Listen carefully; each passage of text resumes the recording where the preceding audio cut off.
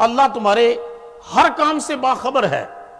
آج ہم جاتے ہیں نا بڑے بڑے مالز کے اوپر، تو وہاں کیمرے لگے ہیں اور باہر لکھا ہوتا ہے you are under strict surveillance, تمہاری کڑی نگرانی کی جا رہی ہے، ایک ایک تمہاری موومنٹ کو مانیٹر کیا جا رہا ہے۔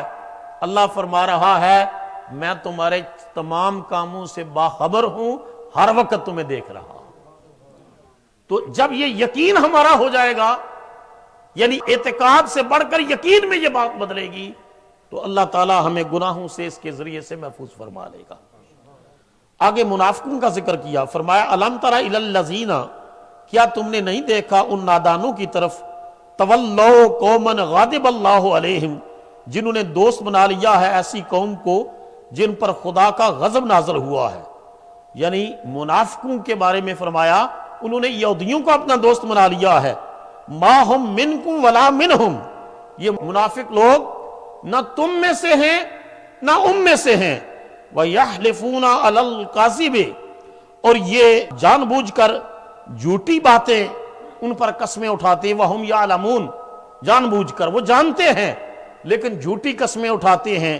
أَعَدَّ اللَّهُ لَهُمْ عَذَابًا شَدِيدًا، اللہ نے تیار کر رکھا ہے ان کے لیے سخت عذاب۔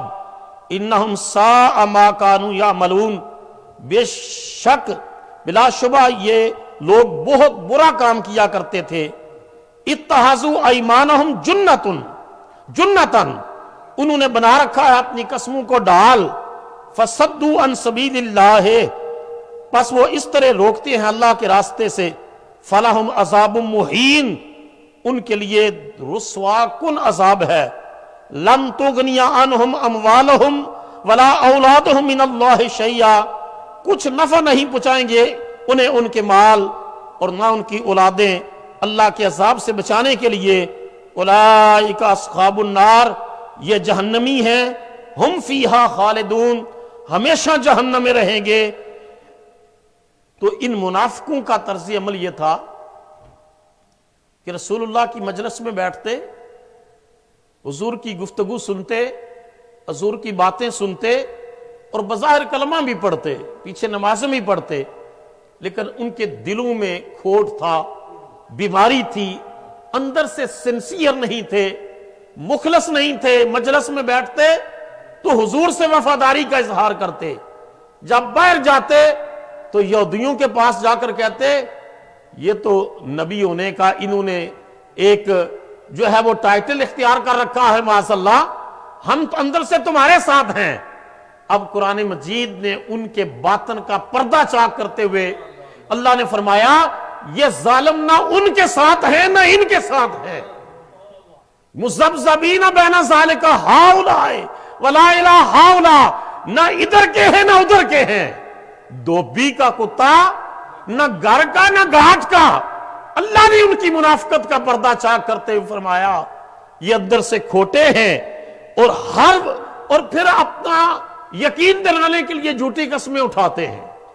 حضور علیہ الصلوۃ والسلام نے ارشاد فرمایا صحابہ کرام کو، ابھی تھوڑی دیر کے بعد اس مجلس میں نیلی آنکھوں والا ایک شخص آئے گا جس کا دل شیطان کی طرح سخت ہے اور وہ شیطان کی طرح دیکھتا ہے۔ حضور نے فرمایا جب وہ آئے نا تو تم اس سے کوئی بات نہ کرنا۔ اور تھوڑی دیر گزری تو وہ شخص آ گیا، قد چھوٹا، داڑھی پتلی، آنکھیں نیلی، اس کا نام تھا عبداللہ ابن نبتل۔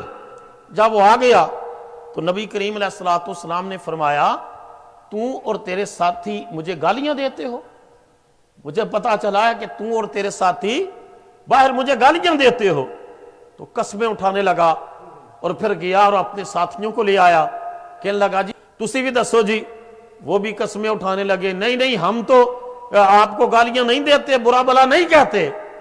اللہ پاک نے ان منافقوں کا پردہ چاک کیا، فرمایا اے نبی یہ آپ کے سامنے جھوٹی قسمیں اٹھاتے ہیں، یہ بدبخت ہیں، اندر کے کھوٹے ہیں، اندر سے کالے ہیں، یہ ذلیل اور رسوا ہیں، نبی کے سامنے آ کر جھوٹی قسمیں اٹھاتے ہیں۔ مجلس سے اٹھ کر جاتے ہیں تو باہر بک بک کرتے ہیں اور پراپیگنڈا کرتے ہیں، سازشیں کرتے ہیں، فساد بچاتے ہیں۔ اللہ نے فرمایا کہ یہ جانتے ہیں کہ جھوٹے ہیں مگر جھوٹی قسمیں اٹھاتے ہیں، اللہ نے ان کے لیے سخت عذاب تیار کر رکھا ہے اور انہوں نے اپنی قسموں کو ڈال بنا لیا ہے۔ ڈال پتہ ہے کیا ہے؟ جب میدان جنگ میں دشمن سے لڑائی ہوتی ہے تو ایک ہاتھ سے اس طرح وار کیا جاتا ہے، دوسرے ہاتھ سے وار روکا جاتا ہے، وہ جننا ہے، ڈال ہے، کہا ڈال بنا لیا ہے اپنے آپ کو محفوظ رکھنے کے لیے۔ لیکن بتاؤ اللہ تعالیٰ کو کوئی دھوکہ دے سکتا ہے؟ بولو نا سارے، کوئی اللہ کو دھوکہ نہیں دے سکتا۔ اللہ نے ان کا پردہ چاک کر دیا، فرمایا اور یہ پراپیگنڈا کیوں کرتے ہیں؟ ان کے پاس پیسہ زیادہ ہے۔ قرآن مجید کہہ رہا، میں نہیں کہہ رہا، پیسہ زیادہ ہے، ان کی اولاد زیادہ ہے، بچے زیادہ ہیں، اس وجہ سے یہ پراپیگنڈا کرتے ہیں دین کے خلاف، رسول اللہ کے خلاف، دین کے شعار کے خلاف۔ اللہ پاک نے کیٹاگریکلی اعلان فرما دیا ان بدبختوں کے مال ان کو نفع نہیں پہنچائیں گے، ان کی اولادیں ان کو نفع نہیں پہنچائیں گی، یہ پکے جہنمی ہیں، ہم فیہا خالدون، ہمیشہ جہنم میں رہیں گے۔ تو فرمایا جو مخلص انسان ہے نا اس کا ظاہر بھی خلوص کے نور سے مزین ہوتا ہے، اس کا باطن بھی خلوص کے نور سے مزین ہوتا ہے۔ تو یہ منافق لوگ جو ہے حضور علیہ الصلوۃ والسلام کو دھوکہ دینے کی کوشش کرتے، لیکن اللہ تعالیٰ رسول اللہ صلی اللہ علیہ وسلم کی حفاظت فرماتا، اور ان منافقوں کا ذکر اللہ پاک نے قرآن مجید کی کئی صورتوں میں فرمایا ہے۔ سورہ البقرہ کے اندر منافقوں کا ذکر آیا، سورہ آل عمران کے اندر منافقوں کا ذکر آیا، سورہ نساء کے اندر منافقوں کا ذکر آیا، سورہ المائدہ کے اندر منافقوں کا ذکر آیا، اور اللہ نے فرمایا ان المنافقین لفی الدرک الاسفل من النار، کافر جہنم میں جائے گا اور منافق جہنم کے سب سے نچلے گڑھے میں جائے گا، کیونکہ اس نے اسلام کا روپ اختیار کیا۔ اور یاد رکھ لو کسی بھی جماعت کو، کسی ادارے کو، کسی تنظیم کو، کسی تحریک کو جو سب سے زیادہ نقصان پہنچاتے ہیں وہ منافق پہنچاتے ہیں۔ جو دشمن ہے وہ تو پکا کہتا ہے میں دشمن ہوں، لیکن جو اندر سے اوپر سے بڑا بڑا میٹھا بنتا ہے اور اندر سے پکا منافق ہے، اندر سے کھوٹا ہے، اندر سے اسلام کو، دین کو نقصان پہنچانا چاہتا ہے، تو اللہ پاک نے ان کا پردہ چاک کیا۔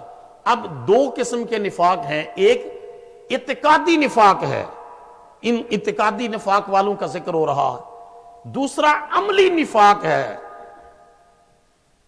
اخلاقی نفاق ہے، اس کی 4 نشانیاں بتائیں۔ بولو منافق کی کتنی نشانیاں؟ سارے بولو کتنی؟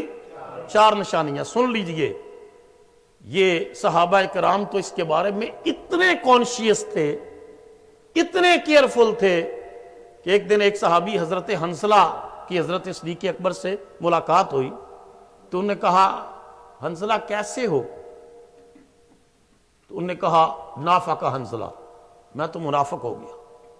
نافق حنظلہ نہ کہا اللہ اکبر، کیا ہوا ہے، ایسا کیوں کہہ رہے ہو؟ انہوں نے کہا جب ہم حضور کی مجلس میں جاتے ہیں تو ہمارے ایمان کی کیفیت بڑی اعلیٰ ہوتی ہے، بہار آ جاتی ہے، جب اٹھ کر بیوی بچوں کے پاس آتے ہیں، کاروبار کرتے ہیں، ایمان کی وہ کیفیت نہیں رہتی، تو میں سمجھا ہوں شاید میں منافق ہو گیا ہوں۔ تو صدیق اکبر نے کہا حضور تشریف فرما ہیں، جا کر نبی پاک سے پوچھ لیتے۔ حضور کی بارگاہ میں آئے، عرض کی یا رسول اللہ صلی اللہ علیہ وسلم یہ میری انٹرنل فیلنگز ہیں، مینٹل فیلنگز ہیں، یہ سٹیٹ آف ایمان میں فیل کرتا ہوں۔ تو پہلا جملہ اللہ کے رسول نے فرمایا حنظلہ تم منافق نہیں ہوا۔ بولو نا سارے، اس کے ایمان کی کیفیت کیا ہوگی جس کے ایمان کی گواہی اللہ کا رسول دے رہا ہے؟ فرمایا تم منافق نہیں ہوا۔ ہاں جو کیفیت تم محسوس کرتا ہے نا، جو کیفیت ایمان کی میری بارگاہ میں تمہیں نصیب ہوتی ہے، اگر وہ ہمیشہ نصیب رہے تو پھر آسمان سے فرشتے اتر کر تمہارے ساتھ مصافحہ کریں، معانقہ کریں۔ وَلَكِنْ سَاعَةً سَاعَةً، فرمایا کہ گھڑی گھڑی کی بات ہوتی ہے، ویلے ویلے کی بات ہوتی ہے، ٹائم کی بات ہوتی ہے، کچھ سعادت والی گھڑیاں ہوتی ہیں جب ایمان کے دریا میں جوبن آ جاتا ہے، ایمان کے گلشن میں بہار آ جاتا ہے۔ تو منافق کی 4 نشانیاں، عملی منافق اور اخلاقی منافق کی، اذا حدث کذب، جب بھی بات کرتا ہے تو جھوٹ بولتا ہے۔ بولو بات کرتا ہے، سارے بولو کیا؟